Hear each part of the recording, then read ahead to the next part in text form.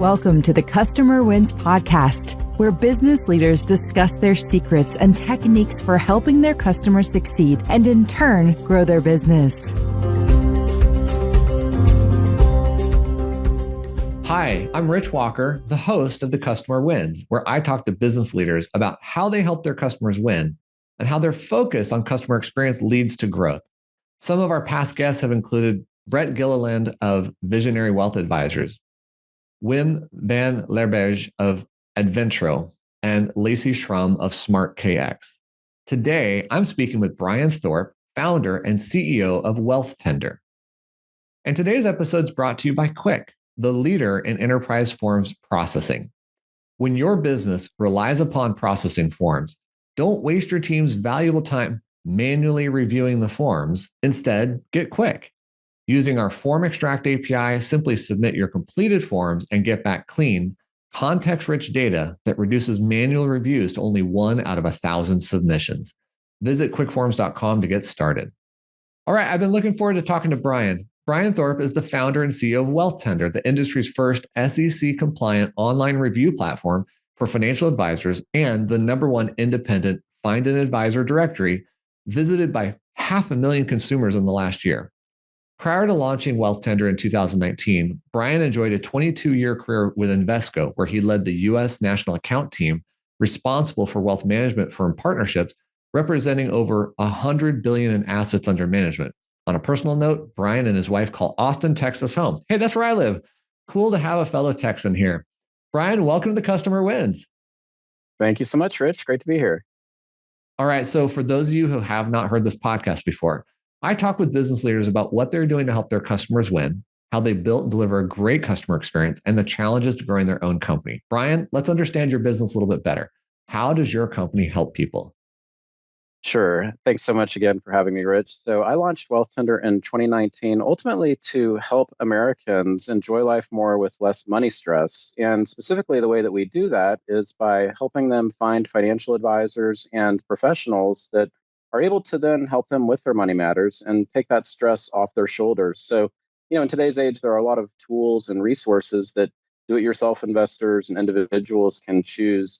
But I really believe that nothing will replace that human connection. And especially for couples, there's a dynamic there where it can be really valuable to have an arbitrator and the role of a financial advisor beyond actually helping with investments, but importantly, financial planning, as well as just that emotional side of investing, we think can be really valuable. So at its core, helping consumers that visit Wealthtender every day find advisors, and then ultimately, we're a digital marketing platform for those advisors. So you even mentioned in the introductions another advisor and others in our space. And our goal is to help those advisors get more visibility with the consumers and importantly, also be able to share what their clients have to say about their experience. And so with Wealthtender, an advisor can collect reviews from their clients and publish those reviews. As we go through the conversation today, talk a little bit more about why that's unique and something that really hasn't been available in our industry before. Yeah, having more transparency. I mean, Amazon coming out with reviews or eBay, whichever it was that started the whole review process and created transparency was really, really valuable. What is it that attracts somebody to wealthtender.com? Why would a consumer go to that website? Yeah, great question. So the way we designed Wealthtender was really looking at the way similar platforms have operated in other trust-based professions like doctors and lawyers, where sites like Wealthtender have existed for quite some time, ultimately to help people find a doctor, find a lawyer, or in our case, to find a financial advisor. In the case of financial advisors who are regulated by the Securities and Exchange Commission or the SEC, there was actually a prohibition that's been in place that precluded advisors from being able to invite their clients to write reviews. And so up until a new rule came through just recently, a platform like Wealthtender really couldn't exist. But when we saw the opportunity that was coming to fruition, we really looked and said, okay, we know this is working well in other professions. You can think about sites like ZocDoc that help consumers find a doctor. And we really just emulated what they do well. And the way that they get traffic and get consumers to their site in a significant way is by putting out a lot of educational, high quality content around the types of things people might be searching for if they have health symptoms that they're looking up or need help with a legal matter. And so we really emulated that when we launched in 2019, putting out articles that are educational in nature. So if somebody needs help maybe they're a new family, they've got a new child that they're introducing into the world, and they're starting to think about education funding, or they're empty nesters and now thinking about retirement planning. People are turning to the internet and they're doing that search. So we provide that information where they can learn more about that topic, but then we're also providing an opportunity for them to then get to know the financial advisors in our community if they are interested in working with somebody professionally that can help them in that regard. And that's really what's driving the consumers, to answer your question, to the site, is traffic from articles that were focused on ranking on the first page of Google. So now if somebody is doing that search, they see an article from Wealthtender, and then that's what's getting about 500,000 consumers today to the site each year. Okay, so you guys are highly optimized for search engines with great content. What is the kind of person that is attracted to the website? And I mean, how do you classify and quantify their, I don't know, likelihood to use an advisor? Yeah, and what we've seen with historically a lot of find an advisor sites, the way that they would invite a consumer to learn more is to ask that person to enter their zip code and then find the three best advisors for that individual. Now, as you can imagine, when you put in a zip code, that's maybe helpful if you're trying to order a pizza and find the three best pizza places within a delivery radius. When you're looking to find the best financial advisor, if a website just produces the three closest advisors, that could be very different from the three best advisors, especially in an age like today where we can easily work with a professional in a financial advising capacity that might be on the other side of the country.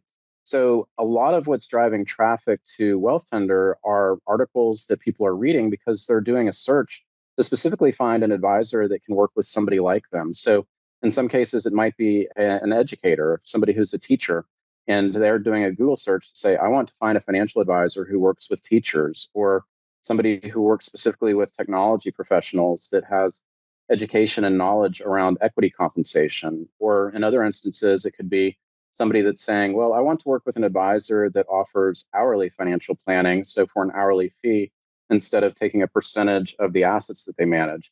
And in aggregate, it's all these different articles, hundreds of different articles around any different number of topics that somebody might be looking for, that ultimately is trying to ensure that they're getting the education that they need on that particular topic, and then B, have a community of advisors. And today we have over 500 advisors, wealth management firms featured on Wealthtender.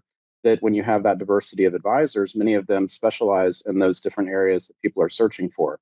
So it's really providing a much better search experience for the consumer.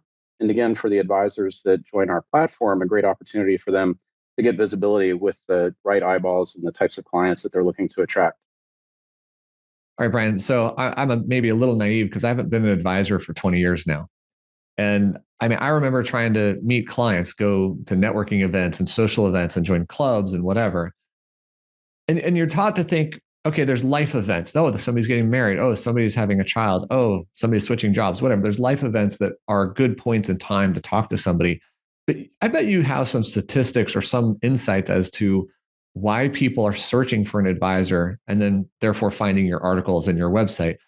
What are these triggers that make somebody say, oh, I need a financial advisor?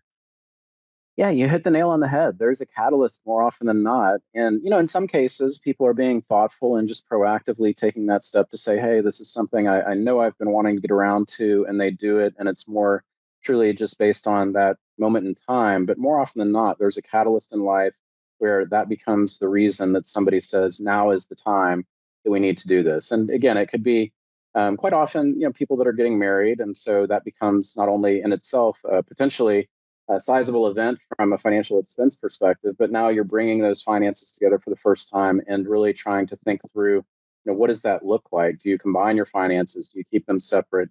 And then thinking about where there's maybe overlap and 401k plan on each So spouse's side, right?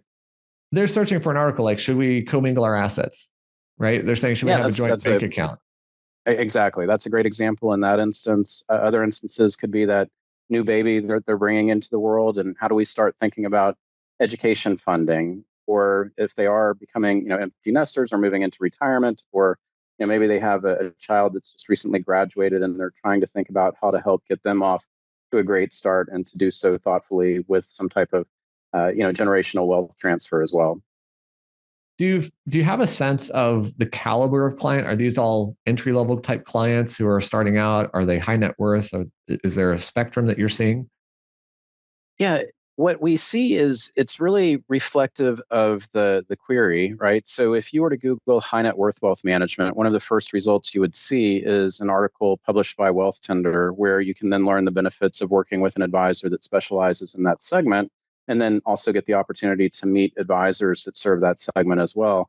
But alternatively, we do have articles around subscription-based services with advisors that are providing a more foundational level of financial planning for $99 a month.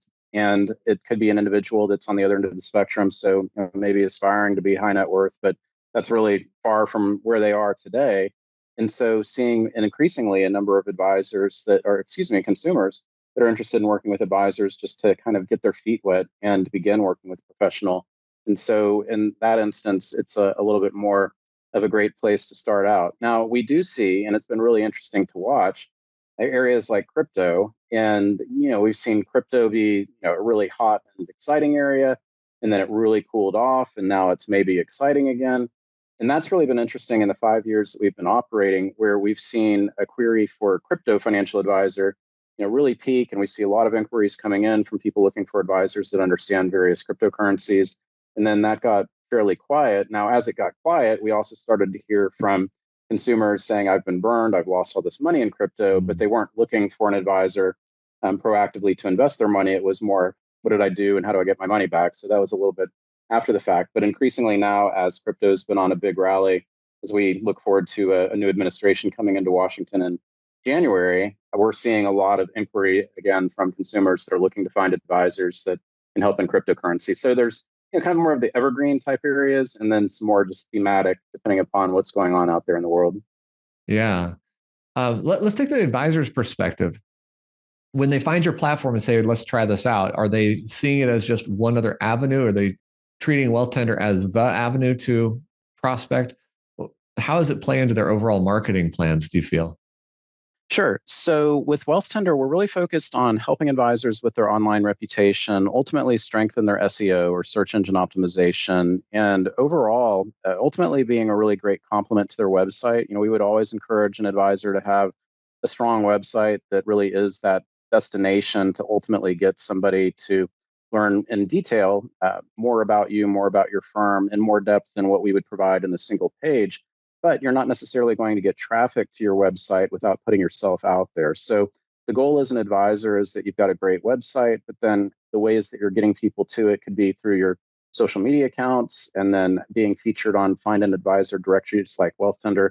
Now, of course, there are other lead gen services that come at a much higher cost. Just for reference, when an advisor joins Wealthtender, the most popular plan we offer is $49 a month. And if a consumer finds them through the platform, there's no additional success fee. With that said, we're not promising that your phone is going to start ringing off the hook. There are services out there that do promise that, and those cost about $3,000 or $4,000 a month. So very different. But short answer, we're a great complement, and ultimately for that particular cost, we think very foundational in helping advisors strengthen their reputation, get visibility, and then of course with online reviews, because the SEC now permits reviews. They're also very prescriptive in how you can do it. So we've designed the platform to provide a compliant approach so advisors can collect those reviews, then also take them from Wealthtender, display them on their website, and really start to build that social proof and incorporate those reviews into their marketing activities as well. So more of a sales enablement tool, but we love hearing the stories from advisors who are featured on our platform that say, hey, I found a client that, or I should say a client found me through Wealthtender. And letting us know that they are getting those types of opportunities periodically throughout the year is terrific as well. So take me through a journey a little bit, because you've been doing this for 5 or 6 years at this point, right? You've been doing this a while. So if an advisor comes to you and says, hey, I want to do these things, I want to get reviews, I want to improve my reputation, I want to see more traffic, et cetera. And I'll give you a similar story. Before I started my podcast, if I posted on LinkedIn, it was rare. And so I might get 100 to 200 views or impressions a week. Now I get 7 to 10,000 every week because I have the podcast and it keeps generating content. So I've improved my online reputation, so to speak, or presence. And that's kind of see it ramp up. So what's the journey an advisor sees with your firm as they embark on this? How do you measure their success and improvement?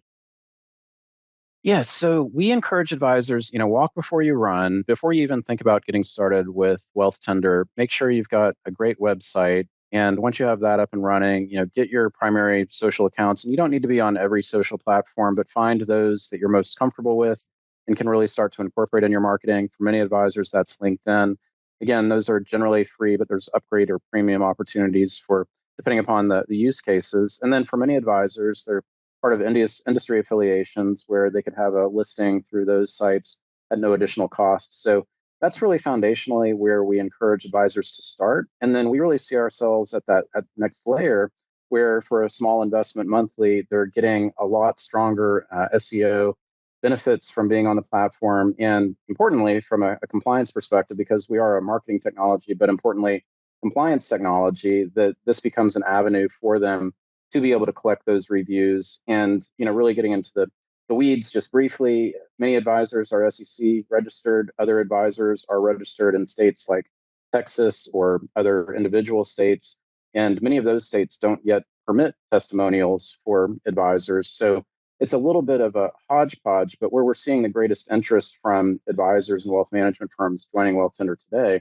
is to take advantage of that compliant online review collection and promotion system, and then all the benefits that surround that as well. So at its core, we really see that as an advisor, just like if you or I as consumers were going to hire a doctor, a lawyer, or even a plumber, we know the first thing we're going to look at, we're not looking up to see what school that plumber went to or what credentials they have. We're reading those reviews. And I think for advisors, it's just going to be so impactful going forward to have those reviews, especially today, because so many advisors don't.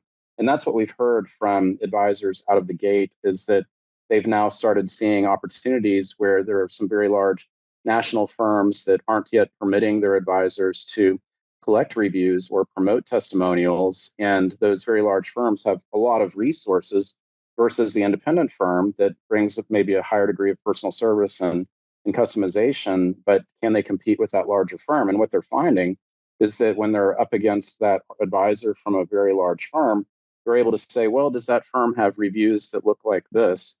And then what they find is that there's no reviews for that other firm. And just using an advisor I spoke to the other day said, this particular now client moved $1.5 million over the next day and chose them over that national firm because they saw all the great things that their clients were saying about them within their reviews. So that is where I think we're seeing the greatest opportunity for advisors to take the most full advantage of the Wealthtender platform.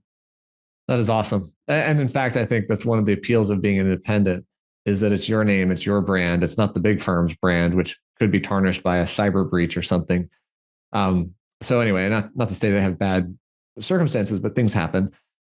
Okay, Brian, let me shift gears a little bit here because I've been really curious about how artificial intelligence and these large language models are impacting your business.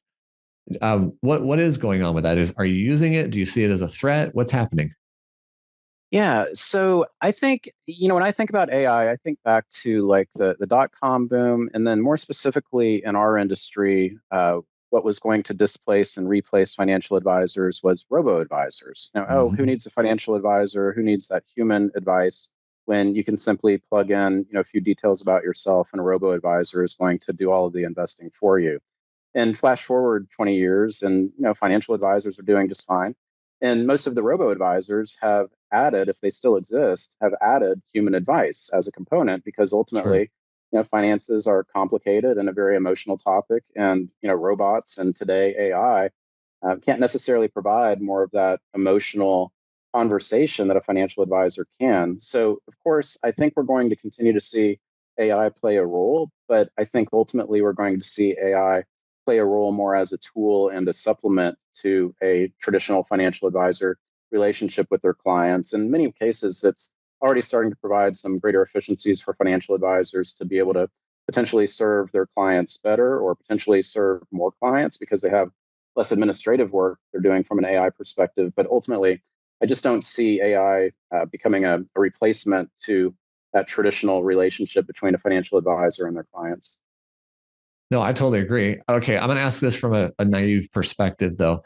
If Wealthtender is built on building articles of content and SEO, does AI pose a threat? I mean, won't advisors think, oh, I should just do that myself? I could build all these articles. Hey, ChatGPT, write me an article. But Yeah, great question. And again, ultimately, at least today, what we're seeing with all of the AI generated responses. So if somebody says, "Hey, I'm looking for a high net worth wealth manager," AI might say, "Well, you should consider these things." And a lot of times, it's sourcing from Wealthtender, and fortunately, they're providing attribution.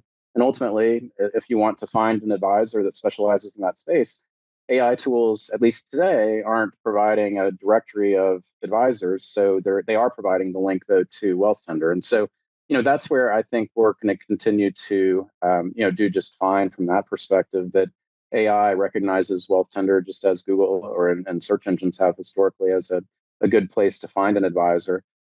For advisors that are interested in using AI to just put out a lot of content, that could be helpful, potentially harmful otherwise. In terms of putting that on your website, it's probably not going to help the advisor's website start ranking for all sorts of different search queries because it's such a very competitive space to rank for particular articles and resources. We've been at this for 5 years, and you'll see Wealthtender articles alongside NerdWallet and Investopedia, sites that have been around for a very long time. And that's rare air. That's a difficult place to be. And I think that's where it's going to be continue to be hard for advisors to simply put out content and expect to, rank at the top for common search results. Now, if they do specialize in a particular niche, there's a great opportunity to maybe put some very specialized articles out there and get visibility for longer tail keywords. yeah, I mean, like I said, it's a naive question to ask because I know these types of things. But here's a more pointed question that I really wanted to get to as well. How are you changing or modifying your articles so that AI will reference them and pick them up? And if it's secret sauce, don't tell me. But I mean, I'm really curious. How do you get content into the AI engine so that somebody going to ChatGPT talking about their needs can have that as a source reference? So at this point, we really haven't changed anything in terms of our approach. The first and foremost would be continuing to write high quality content, but then the traditional SEO tactics to rank at the top of search, we're generally finding still works well to rank prominently within AI search as well or AI generated results. And especially with, whether it's OpenAI and Bing or with Google and its own AI version, it really, to me, at least at this point, still feels like all of that is built more or less on top of their existing kind of search technology. Now it's pulling that in and aggregating it and trying to turn it into a logical article unto itself, Mm-hmm. sourcing 3 or 4 different resources. But at least as long as today they're still providing attribution, that's providing that opportunity for us to get visibility as contributing to that result that they're publishing. Now, I think the other thing that's really interesting, and historically within the SEO space, there's been what's called YMYL, your money or your life, that those articles and content published on the internet that are related to personal finances or health have been harder to rank within search results because Google realizes that if it impacts your money or your health, they need to be even more careful about the search results that they're putting at the top. And so that's where it's important for us to ensure that we come across as a very credible resource, that we're delivering thoughtful personal finance education versus some other sites that might just throw something up and try to rank prominently, but not necessarily have the pedigree or the content or the credentialed writers behind it that are suitable to be putting content out there. And of course, with AI, what we saw at earlier this year was Google getting a little carried away, putting AI results at the top of just about everything. And we did see, a pullback in our traffic, and it's fully rebounded since then. But when they first got carried away, you might recall there were some stories talking about how, say, how do I make a pizza? And Google was saying, well, you should use this glue on it and a little pepperoni. And like, what? So that's where I think they realized, like, okay, maybe we're not ready for this to be fully pushed out, and especially in that money or your life area, let's make sure that we're relying more on credible sources. Now, Google does have a deal now with Reddit. So we are seeing more threads from Reddit showing up in search results, but less so in the finance space. If you think about doing a Google search like, hey, we're traveling to Italy, what would be a great itinerary? Having results from travel and leisure alongside a Reddit thread that are consumers or people who have traveled to Italy and provided their experience, that's a great use case for a Yeah. Reddit thread to be near the top. But when it comes to, hey, we're going through a layoff at my company, and this particular company has these types of uh, you know awards, or in the case of a layoff, a severance. What should we do? And in a Reddit thread, you're going to have people ranting about bad experiences, like take an Uzi and walk in and do some bad things. Right? But that's not the answer. The answer is to be thoughtful about it and have a financial professional that can truly help you with competent advice, and not necessarily something that's coming from people ranting in a Reddit thread. Man, you make such an important point here about context and keeping the AI in the right context of things, because you're right. The professional advice is exceptionally hard to replicate because of the nuance of information and the lack of information in a simple query. When somebody says, I got laid off, you don't know anything else. You don't know what their time frame is. You don't know what their benefits are. You know nothing else. So you have to have a lot more context to it. I think that's an incredibly important aspect to use of AI. Let me ask you something else. What is Wealthtender using AI for? Are you automating your business? Are you generating articles with it? Are you qualifying articles? I'm just totally curious how you guys see AI affecting your own business.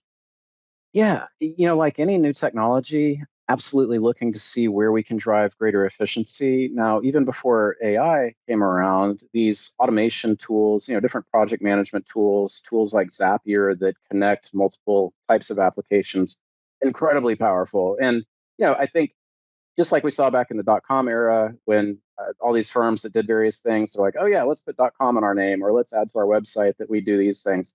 Same thing happening today. There's been some incredible tools that we use, and I'm sure they're incorporating AI in various ways. But importantly, I think a lot of the functionality even came around before AI became a thing. Mm.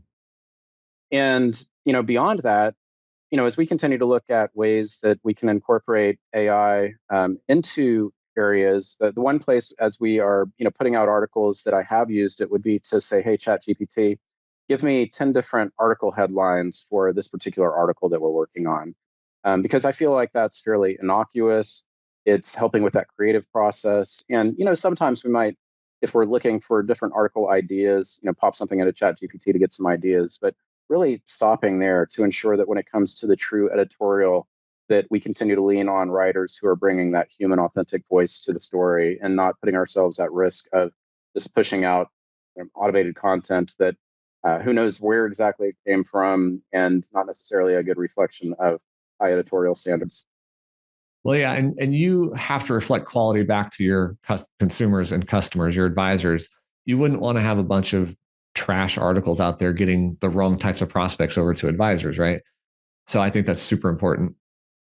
For sure. And we've seen that really work in our favor as well, because there are a lot of sites historically that have put out a lot of content that hasn't really been well researched. They played some different games to essentially game the SEO system and see those articles appear towards the top of search results. But now we're really seeing a lot of that getting hammered, as Google is saying, no more. And in fact, even some big prominent sites like Forbes and the Wall Street Journal, CNN, kind of got into this game over the last couple of years of leveraging the strength of their website, their own domain authority from an SEO perspective, and launching all these articles that are like best vacuum cleaners. And you do a Google search for best vacuum cleaners, and you're like, why is it showing me Forbes and CNN and Wall Street Journal? And essentially, they all got caught up in this game where they could make a lot of money, so they took advantage of it. And I can't necessarily blame them. Strike while the iron is hot, but it was just bad all around. It was bad for consumers. It was just ultimately a bad, not good for Google's reputation. And just in the last few weeks, all of those sites will no longer appear in Google search results. And so, to Google's credit, and again, there's a lot of things that I could be frustrated with Google for, but to their credit, I think they really are, in aggregate, trying to do the right thing and provide consumers a better search experience, whether or not AI is involved. Yeah. For this podcast, we create lots of 1-minute clips out of episodes. And our first attempt at naming the clip to give it a title, we just feel is descriptive. And then we use a custom GPT we built to create a more viral hook type of title. And we actually have it score it according to how well it thinks it's going to perform. I have no idea if the score is right or wrong or just something make believe, but it's kind of fun to have something that goes out there. And, frankly, when we go on to YouTube, all of our podcast episodes rate at 80 to 100% SEO scores with the tool that we're using. And I think part of it is using the AI to help us do that, but not actually write the content because the content's you Sure. and me. Yeah, and I think that's a great use case. I love all of the tools that, everybody should listen to this podcast in its entirety, but I do like the tools that would summarize it and hit the highlights in 5 minutes. So there are some neat use cases out there with some of the various note takers and summarizing tools. Yeah. So should I take my podcast and run it into Notebook LM and create a podcast on my podcast? It's an idea. I know not all AI uses are good ideas though. Brian, we're getting close to the end here. And there's another big question I'd like to ask you. But before we get there, what is the best way for people to find and connect with you? Sure. So with all the work that we've done from an SEO perspective, it shouldn't be hard to find me. You can type Brian True. Thorp into Google. Brian at wealthtender.com is my email. Go to wealthtender.com and you can go to About Us and find more information, or just look me up on LinkedIn, or come to Austin and let's grab tacos. Nice. What's your favorite taco place?